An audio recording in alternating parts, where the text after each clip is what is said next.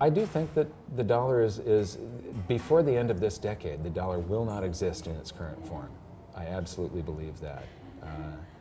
And I have a feeling most world currencies will not exist in their current fiat currency forms where they're unbacked by anything. So what you're saying is the current form of fiat currency is dead. National currencies will go back to some kind of gold or silver backing.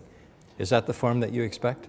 Yeah, because I expect that the public won't get educated enough and they will accept some other scam that governments will try. Basically, it's a scam between governments and the banking system.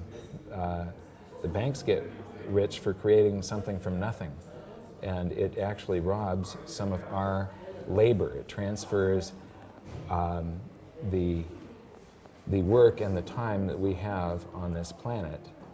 It transfers a little bit of that energy to them when they get to create a digit on a book and dilute the currency supply and dilute the purchasing power of our dollars.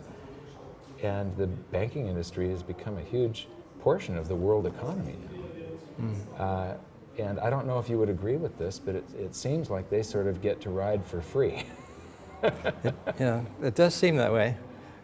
But when you can create money out of thin air with no effort, yes. I guess that is a free ride.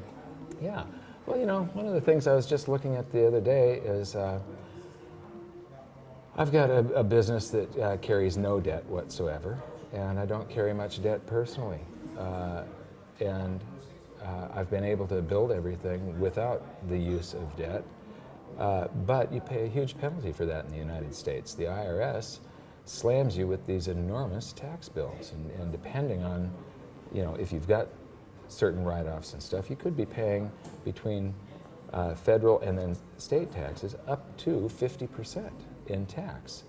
So they give you all these tax breaks. If you borrow money from the banks, currency from the banks, it's not money, gold and silver are money. If you borrow currency from the banks and you're in debt, you get to write that off, and it reduces the amount that the government's going to steal from you in taxes. But you've got to pay interest now to the banks, so the banks are getting their cut. So the governments have created this incentive for us to be paying interest to the private banking sector. So the incentives are not skewed to where they should be, which is production and savings, yes. but rather consumption and debt. Yes. Well, there's a reason for that, too.